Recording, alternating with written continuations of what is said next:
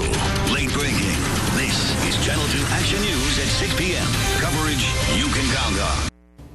Final hours now, and tonight these four are fighting for a win in the South Carolina primary, which will be held tomorrow. And of course, the ultimate goal, the nomination, the opportunity to face President Barack Obama in November. The South Carolina voting will get started 7 o'clock in the morning.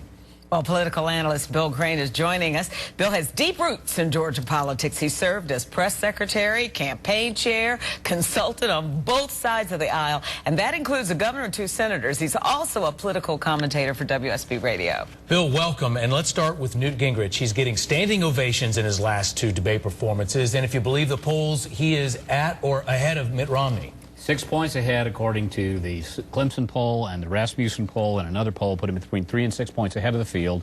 Basically coming out with a big right-hand slug across the plate last night when John King lobbed up that softball, asking a personal issue at the top of a presidential campaign. That's red meat to Republican conservatives in South Carolina, where no path to the White House for a GOP challenger or incumbent has been successfully made without winning in South Carolina. So tomorrow's race could change the dynamic of the entire election, and Newt's well positioned to take it away from Governor Romney. And as has been pointed out, whoever wins South Carolina on the Republican side usually has become the GOP nominee. And then more often than not, the GOP nominee who wins South Carolina has won the election since 1980. But what if Newt doesn't win? What's that going to mean for Romney and the campaign in Florida? If the speaker comes in a narrow second, he still has a strong dynamic as they all move into Florida, which is only the 31st of January, not even 10 days after this election tomorrow. So you've got basically all of those media markets, about 50 delegates, one of the largest prizes ever, and it's a winner-take-all state.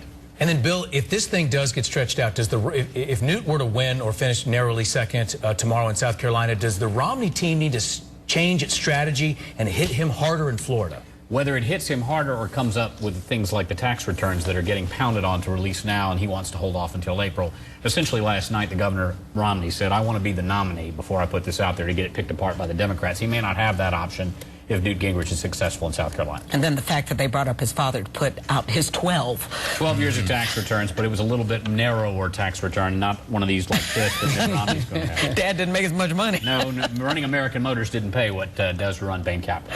Okay, we look forward to you joining us all through the campaign. Thank you, Bill. Great to be here. And Channel 2's John Bachman is closely following the South Carolina primary. Join us for live reports tomorrow on Channel 2 Action News at 6 and the Night Beat at 11.